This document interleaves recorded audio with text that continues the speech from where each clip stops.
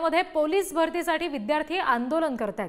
पुणे जिल्हाधिकारी कार्यालयाबाहेर विद्यार्थी एकवटलेले आहेत आणि पोलीस भरती संदर्भात मार्च 2023 मध्ये काढलेल्या जीआर हा 4 महिने मुदतवाढ त्याची करावी अशा पद्धतीची मागणी हे विद्यार्थी करतात।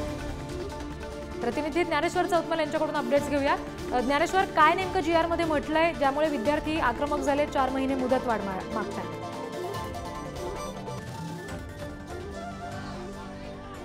जिल्हाधिकारी कार्यालयाच्या बाहेर मोठ्या संख्येने राज्यातल्या वेगवेगळ्या भागातले जे पोलीस भरतीसाठीचे उमेदवार आहेत ते एकत्र आलेले। त्यांचं असं म्हणणं आहे की वयवाढ मिळाली पाहिजे।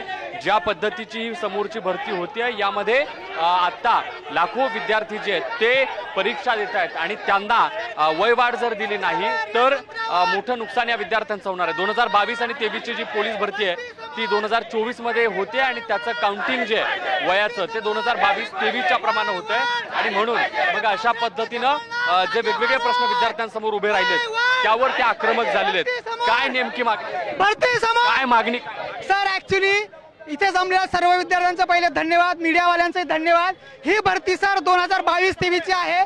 2024 मध्ये भरती डिक्लेअर करण्याचं काय कारण?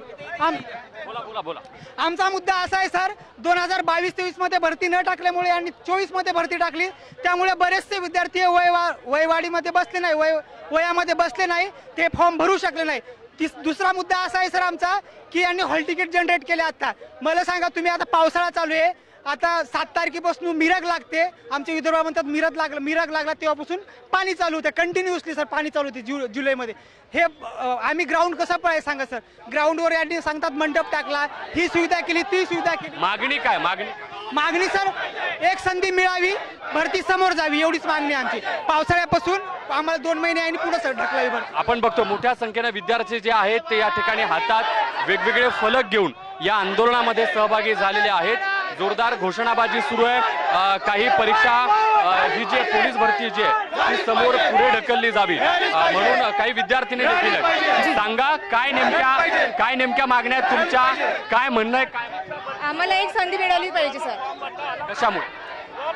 वेळेवर भरती न काढल्यामुळे आमचं एज बार झालाय, त्याच्यामुळे आम्ही भरतीपासून वंचित राहत आहोत। काय म्हणणं सर? पावसाळ्यामध्ये मुलांना ग्राउंडसाठी खूप प्रॉब्लेम होतो, तर 2 महिने पुढे हे करावे का वाढावे असं वाटतं। आपण बघतो जोरदार घोषणाबाजी जी आहे ती या ठिकाणी केली जाते। वेगवेगळ्या मागण्या या विद्यार्थ्यांकडून मांडल्या जात आहेत।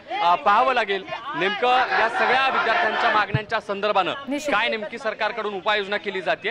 वेगवेगळ्या भागातले विद्यार्थी आहेत, निश्चित आणि सरकार उपाययोजना नेमकं काय करेल ज्ञानेश्वर हे पाहणं तितकंच महत्त्वाचं असेल, कारण विद्यार्थ्यांची आक्रमकता नुकतीच आपण बघितली आहे। धन्यवाद या प्रतिक्रिया आमच्यापर्यंत पोहोचवल्यात यासाठी।